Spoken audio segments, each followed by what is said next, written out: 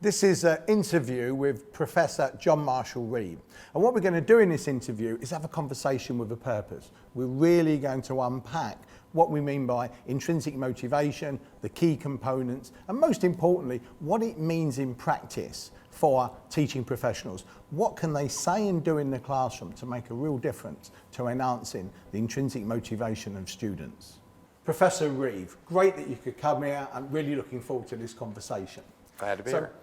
We'll start with the concept of motivating style. Now, there's the controlling style and there's the autonomy supporting style. Now, both make perfect sense to me. If you're going in, you're controlling students, they're not interested, they're being supervised, ordered around, it's going to kill intrinsic motivation. And equally, if we're listening to them, we're taking our perspective, we're giving them interesting things, it's vitalising, that they're more likely to be interested.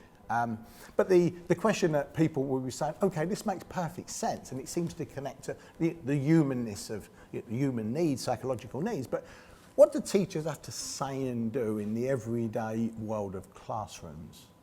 Okay.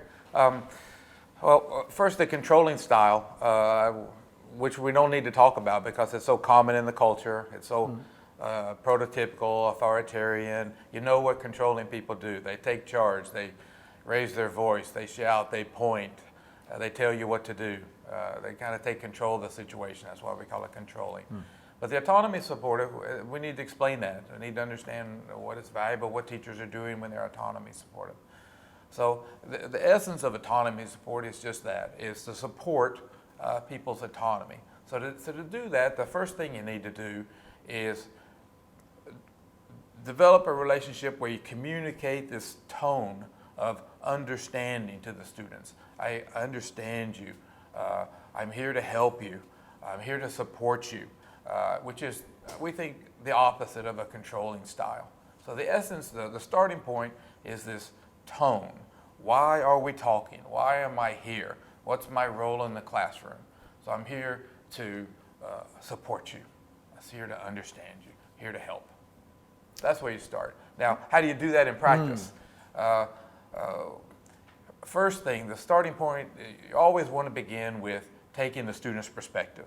It's really hard to be autonomy supportive if you're thinking about your own needs, your own preferences. I've got to teach this material. I've got 6 more minutes to go in the class. I'm assessing learning, and you're really focused on yourself. To really be autonomy supportive, to help someone else, you need to take their perspective.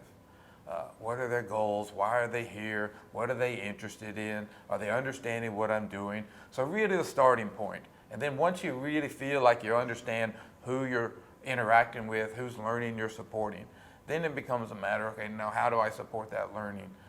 So we start off with trying to make the task very interesting. How can I make the task interesting? Because if the task is interesting, then students will engage it. And once they're engaged, they're trying to improve themselves, they're trying to learn, then it's kind of easy, we'll talk about today, but it's kind of easy to support learning an initiative that's ongoing. So how do you get it started in the first place? You give people interesting things to do. Now, I know everything in the class can't be interesting, but also you can explain why things are useful and important. So you can, what we call it, explanatory rationales. We have a rule, I have a request, I need you to do this. And the reason is, and again, if you give people really satisfying explanations or rationales, they'll generally do it. And while they're doing it, you support that. We can talk about exactly how you support it. But that's what I would start with. I don't want to get it too complicated. Take their perspective, give them interesting things to do, explain why you're asking what you're doing. Generally, people go along with that. Right, so that's 3 big anchor points that you mentioned. Let's kind of apply this to the learning experience. So you're running a class, it could be 30 minutes, could be an hour, whatever. Are there kind of critical stages in that experience? Because in any experience, people might have some highs and lows. And for example, I mean, just to use a kind of analogy, like if I'm teaching a new class, I'm very conscious of what's called a primacy effect in psychology. It's that first impression. It's a bit like a first date. You know, if you say the wrong things and you act stupid, you might not get a second date.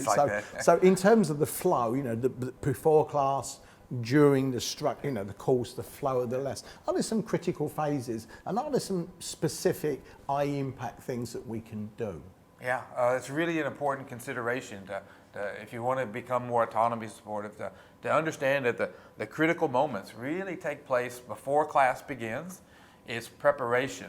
So you're developing your lesson. Teachers prepare a lot. They prepare activities, they prepare content, they prepare lots of things. So as you're preparing for class, you really work hard to take the student's perspective.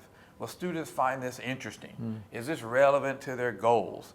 Is there an obvious connection with their lives of what we're going to talk about? Will they find this important?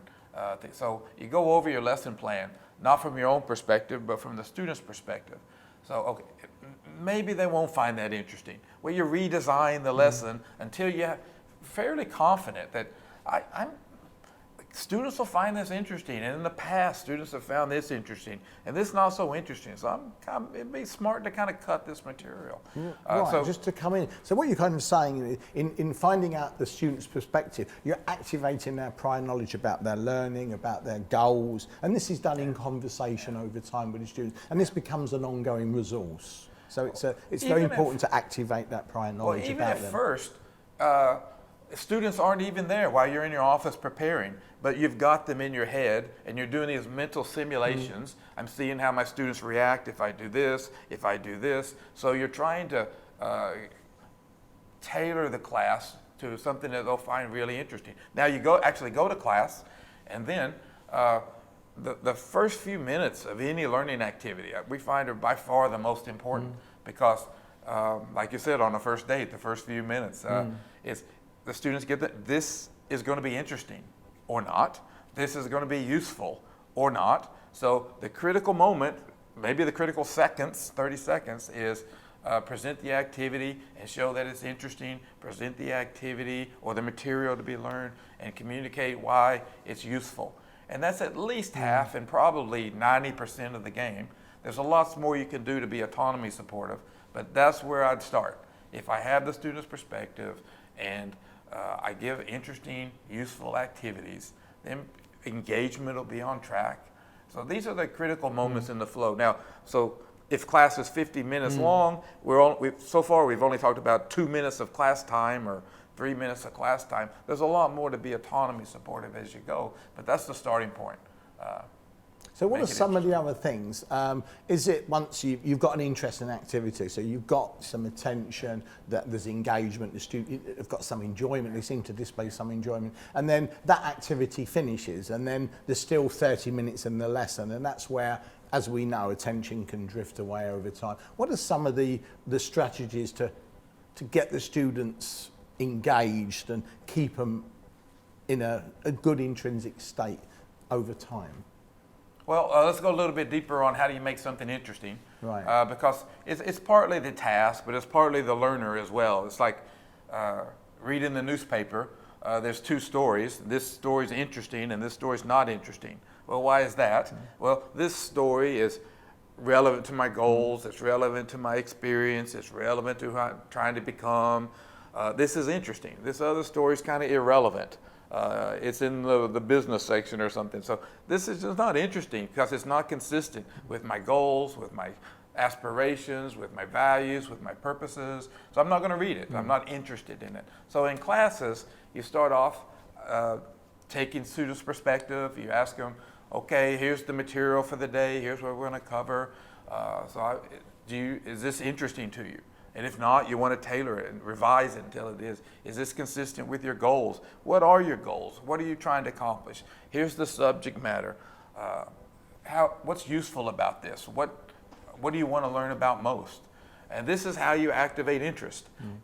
Students have these needs, these interests, the preferences, goals inside them. So you need to align your learning material to bring out their goals. There's a connection. This is relevant to your goals. This is relevant to your values. This is a preferred activity, not a non-preferred activity. So you're working hard to transform your learning activity so it hits instead of misses student psychological needs. Right. So if we go through these key psychological needs, so to say competence, what would be some of the key things that teachers could think about and then actually do? Okay. it might be a little brief, but let me go through all Yeah, three. sure. For autonomy, it's ask students, what would you like to do? What would you like to do? And this question is sneaky effective, because how do you answer a question like, what would you like to do? Well, I'm interested in this. My goal is this. I need this. I'm confused about this. So in a way, students, to answer this question about what would you like to do, they have to go inside themselves and ask, what are my goals? What's important? What's useful? What's meaningful to me, to answer the question? So it's a great way to activate autonomous motivation. And competence, how do you do this? Again, the driving force is a challenge, an optimal challenge. It's just the way the human nervous system is. You think about any activity, what makes it interesting? It's probably a sense of challenge. That's a goal, a standard of excellence, a role model. So this is what excellence is, and can you do it?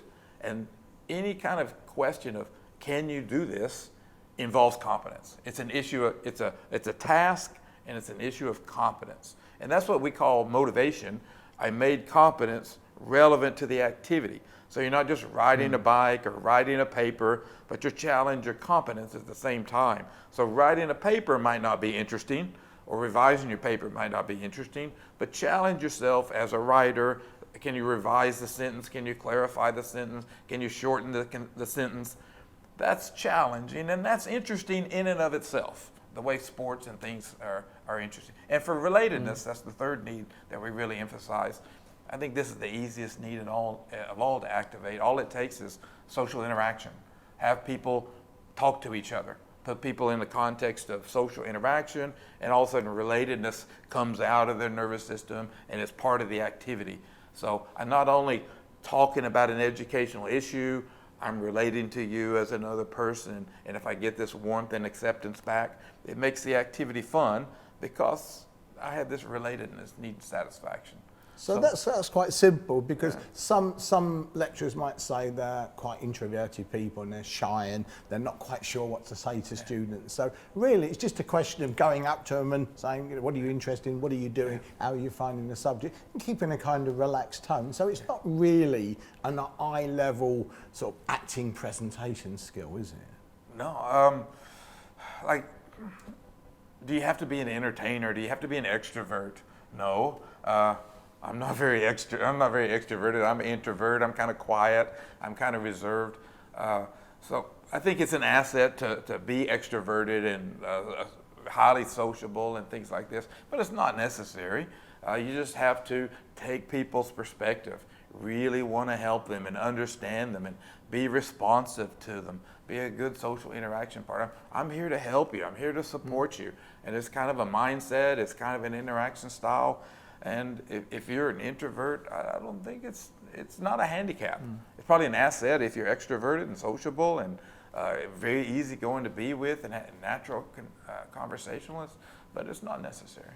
It's not necessary. Well, I think a lot of people find that reassuring. And if we go back to this interesting, certainly if the students are interested, they're going to do it. What are some of the things today, and particularly with technology, because we've got a lot more resources, are there some key things, key sort of strategies, some resources that we know from evidence from your research that will actually generally work in terms of piquing that curiosity and interest? You know, the place to start is with the psychological needs. But there are other things that that are easy to insert into a lecture or something like this. I find a lot of teaching my own classes, observing other people's classrooms, just make the effort to insert a brief video. We've been talking about this subject matter. Let me show you what a classroom looks like. Let me show you what a performance looks like. Let me show you what this looks like. And what you'll see is engagements going like this, and you turn on the video. If it's new, if it's the promise of something interesting, the engagement will spike up. So I don't go to my class. I usually have, in undergraduates, have lecture classes. So I don't go to those classes anymore without some videos with me. It's just an interesting part of the class. But there's lots of other things you can do. Instead of just telling people about a subject matter, perform a demonstration, do a classroom demonstration, or have students do a demonstration. And it doesn't have to take a lot of class time. couple of minutes, 2-minute demonstration. It's always interesting. Let me show you how to do it. All of a sudden you get the concentration, people put their iPhones down and they pay attention because this is going to be relevant. He's going to show me how to do it. And so then you go back to the lecture and you may lose it. But another thing you can do is for the next 10 minutes, here's the problem. And what we're talking about is to solve this problem. So, with the students, you're not solving the problem. Yeah, right. Right, With the okay. students. So But, how would you go about this? What kind of language and how does that work? begin the learning activity. The purpose of this activity, we're going to try to solve the problem. Your students are disengaged. That's the problem. We're going to try to engage your students. Right. Or you'd like to have cooperative learning in your classroom. Or students are disruptive. There's a fight in your classroom. What's the classroom management approach to this problem? And if people care about the problem, I'm going to be a teacher, I'm going to be a coach, I'm going to be a parent. I'm scared of what if students fight? What if there's an argument in class? What if I lose control of the class? So I care about this problem. So then my lecture or the information, the articles I have students read or something, all of a sudden it's interesting because it's useful. I need a solution to that problem. Because I need a solution to the problem, I need to know what you're saying, which is the lecture or the information. And again, you get engagement because you're speaking to people's goals, their lives, their values, you're solving problems that they care about.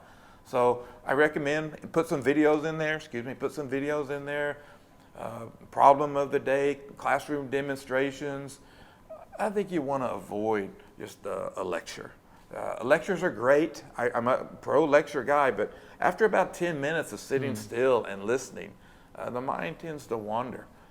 So you need to break it up a little bit. So there's a kind of creative challenge here to kind of blend different methods, different activities, videos, questions, problem solving, so that you keep a level of variation, but focused on those needs, not variation for the sake of it.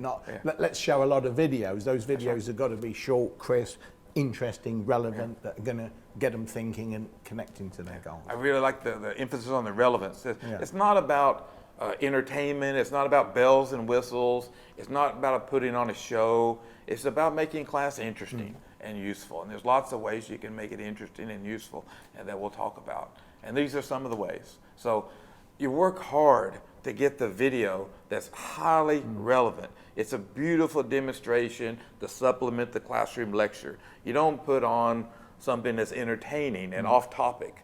That might be interesting, but it's candy. It's not the meat. And so it's a lot of preparation, but it really hits the bullseye during instruction. Students wind up leaving the class satisfied. I have this problem. That's a good solution. I have this interest. I feel like I understand this material now. I feel satisfied rather than dissatisfied. It seems that a lot of this work and strategy is about building very good relationships with students so that they feel comfortable, they trust you, they see you as a valuable resource. I think something you talk about, they see you more as an ally. And once you establish that over time, and a lot of this will occur subconsciously, that everything starts to become easy. You don't need to be controlling anymore. You haven't got to be going in there and sort of shouting at them and doing this. Is that your experience from the research that you've been doing over the years? Absolutely my experience. So just as a little mental exercise, just look at the relationship you have with your spouse, with your children, with the people that you're dating, with your colleagues, and you say, we have this so-so relationship. But if you'll relate to them in an autonomy supportive way, what happens is the relationship that comes together, it's deeply satisfying, it's high quality, you don't argue anymore, you feel like you really understand, I really like being with this person. So by being autonomy supportive, what you do is create a high quality relationship. Right. So you can look at it, autonomy support feeding the quality of the relationship, or the quality of the relationship feeding the autonomy support. Both are true. But if you really want to improve any relationship, whether it's your students or your spouse, I really suggest be autonomous. Take the other person's perspective. Listen to them. What are they concerned about? How can you be a resource or an ally to them? It changes the relationship around in a major way. Right. So what's interesting, as we're talking here, I'm kind of thinking about a kind of model. I remember reading the work of, I think it's Daniel Willingham, and he's a cognitive neuroscientist and pretty famous and earns a lot of money traveling around the world. And he basically said that when students evaluate their teachers, you might see these questionnaires of 32 constructs, but it boils down to two big constructs. One is the teacher organised in what he or she is doing? Is the lesson organised, there's clear goals, the structure, those kind of things. But the second thing, is the teacher a nice person? And what you kind of seem to be saying here with this motivational framework is it's pedagogically driven in terms of evidence-based, that you chunk things up, you have challenging goals, you take their perspective, you're getting them to feel that the learning's valuable and even enjoyable sometimes. No, it's never going to be enjoyable all the time. And but at the same time, it's also the psychology of the relationship thing. So if you can work the relationship and the pedagogy together, that probably is the best intrinsic motivational framework. Is that a reasonable I think it's summary? a very good model. I even make it simpler. When you're filling out these student evaluations, kind of one of the major variables is, do I like this guy? Do I like this professor? And the question is, why, or I like this class, why do I like this guy? Well, he understands me. He listens to me. He considers my needs. He's an ally. He's a resource. He's helpful. He's on my side. He supports me. I like the guy. A lot of it is, a lot of social skills and things like warmth, things like this, but why do you like somebody? Why do you have a positive relationship? Then you add on, the second factor you talked about was organization, which we call structure. But this is guidance, high expectations, goals, inspiration. I really learn a lot from this guy. This guy helped me become a better teacher, a better engineer. He really raised the bar, and he got in the trenches and he helped me learn the skills I needed. I figured out how to be a good writer, good engineer. So he not only understands me, he really provided a classroom, an organized or a structured classroom in which I could develop my skills. So I really become a better person, and I like the guy. I'll give him good evaluations. So it's a total attempt to help to structure an experience collaboratively with the students that meets their needs and tries to provide them with the best opportunities to be motivated. So you're not motivating them, you're creating the conditions, the environment, the opportunities for them to let these natural motivational tendencies to come out in authentic learning. Is that? Very well said. That's better than I could say it. I'd added one thing is kind of, as a motivation psychologist, by far the number one question I hear from teachers, parents, from anybody is, how can I motivate my students? How can I motivate my children? What can I do? That's the wrong question. Like, what can I do to them? Because that puts you in kind of controlling, take charge, your responsibility kind of consideration. Should I give them rewards, incentives, bonuses, praise, put them in the right school? How should I manage it? It's the wrong question, because people have lots of motivation, full motivation in themselves. The question is just what you framed it. How can I create the conditions under which people can motivate themselves? And support, or autonomy support, is a great condition. You understand me, you modeled the skill for me, you gave me the guidance, you gave me the feedback, you listened to me, you were flexible. Under those conditions, I can motivate myself. Right. And you say, oh, I don't know if that would work with my kid. Just what motivates you? Take it personally, not you motivating somebody else. How do you like to be treated when other people motivate you? You don't like somebody coming and telling you what to do. You say, just help me learn the language. Just help me learn to draw better. Help me learn this. I just need help. I don't need you to take control. I need support. These are conditions under which people can motivate themselves. So that's why we study autonomy support. Right. We think that's the condition under which people can motivate themselves. Now, just to pull something together, one of the kind of challenges we have here is that we want to teach students to think better, learn the content, those kind of things, have good teamwork, communication skills, but we're also concerned with the values, ethics and dispositions. And it seems that within that kind of relationship, it's possible that students can think about their value systems, their ethics. It's probably one of the only ways that we might develop values and ethics in some reasonable way. What's your frame on that? Yeah. Oh, think about value, education, moral education, things like this.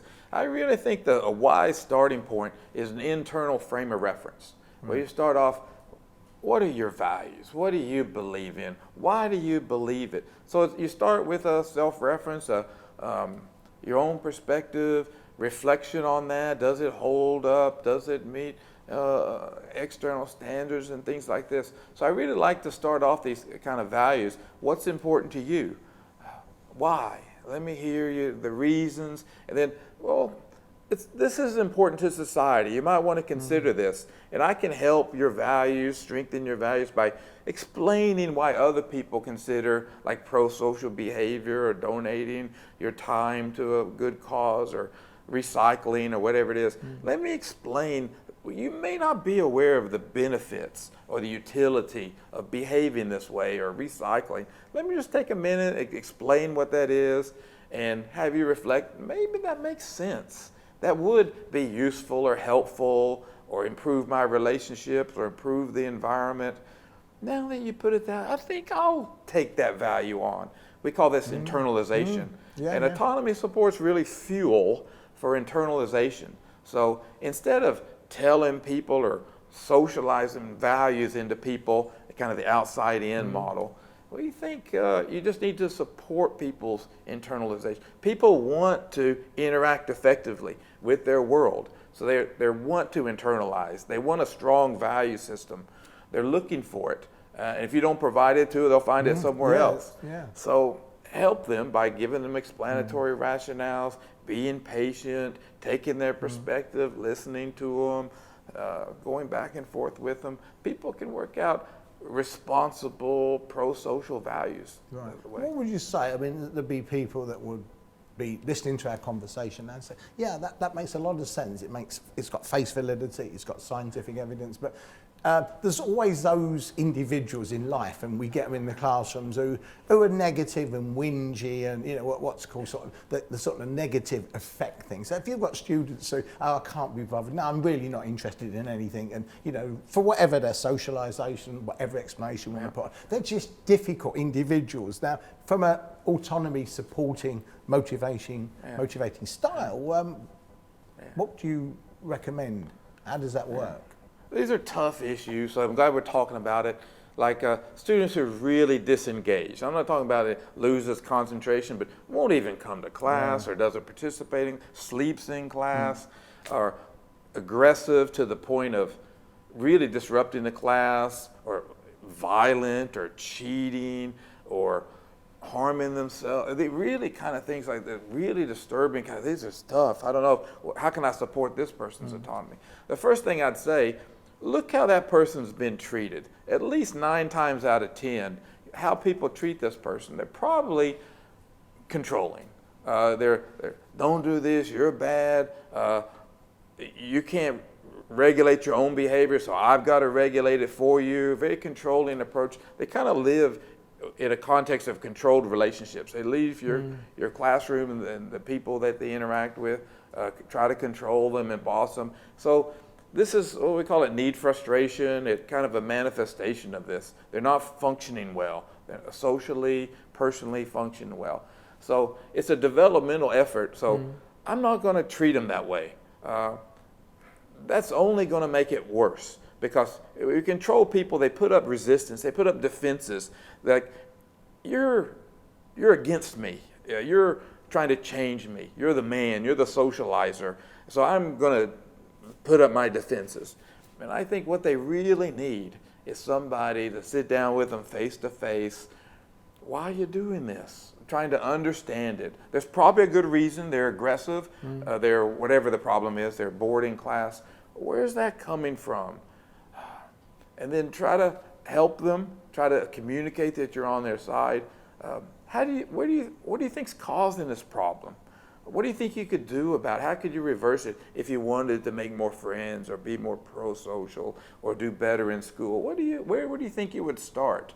And then once they start, they probably know some solutions. They start saying some solutions, and then you jump in and provide some support for that, or some perspective that they may not have thought of, or give them access to resources, including you, given the time.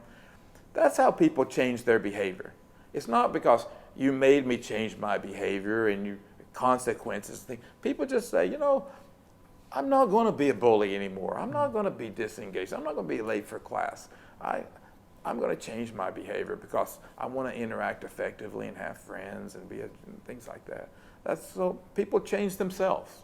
It goes all the way back to Carl Rogers in his therapy. How do you change people? Well, you don't change people. You create the conditions under which they're motivated to change their own behavior, make their behavior more adaptable. I think that's a great advice.